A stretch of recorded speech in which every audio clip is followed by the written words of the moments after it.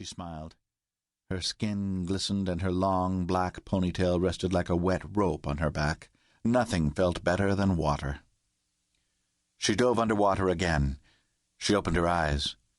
Marina saw jutting reefs and bright pink coral. Below, luminous orange fish were huddled head to head, looking like the spokes of a large wheel. A school of rainbow fish the size of her hand wriggled past her without fear. She grabbed a sunken reef and pulled on it to propel herself forward. She swam through coral that reached for her like long green fingers. A round pink fish with searching brown eyes drifted past her. A Jack's fish, she thought with amusement. If only she didn't have to come up for air. The more Marina saw below the surface, the more she wanted to explore. Fish with yellow and red stripes appeared. A purple starfish tumbled like a child. An iridescent stingray scuttled across the bottom of the river. Marina rose to the surface. What is this place? She wondered. She would have expected such sights off the shore of her homeland, but not here in the depths of the earth. What magic is this? A white wafer with tiny spines puffed open and shut in the water.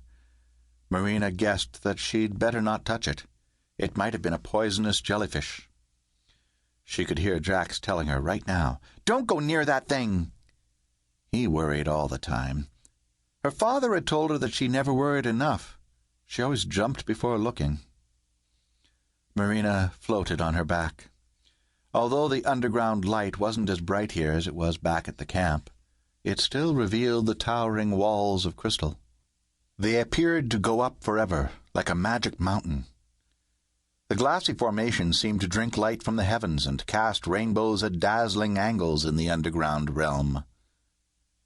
She thought she saw 2 tiny chips of green light, but they vanished. There was a soft noise like a rock dropped in water. Marina kept swimming.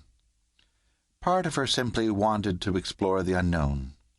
Another part of her wanted to get away from the outcasts and their bickering and endless tumble of problems. They had come from many communities, many cultures. They spoke different languages. They had wildly different customs. They didn't always agree on things. In fact, Marina couldn't remember a time when they all agreed on the same subject. There was always argument and complaint. There was hunger. There was exhaustion. There was the fear that at any moment antibodies would strike. Here in the water there was peace. It was like being home again for her. Home. She would never see her home again. The thought constantly haunted her.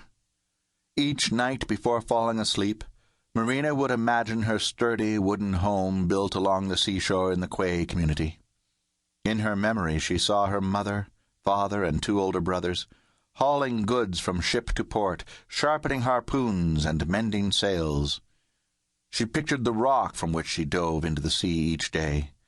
She could almost feel the sea breeze in her face, could almost hear the keening of gulls. Gone forever. Enough.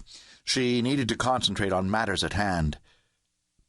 She wondered what Jax would make of the bright coral, colorful fish, and crystal walls. He never had immediate answers for anything, but he never gave up until he answered a question or solved a problem. She had grown to like his big pink head and huge gaping eyes. He would lean and stare as if gazing right through an object. Unlike the others, he could actually see in the dark. Marina shuddered. I have to stop thinking about Jax.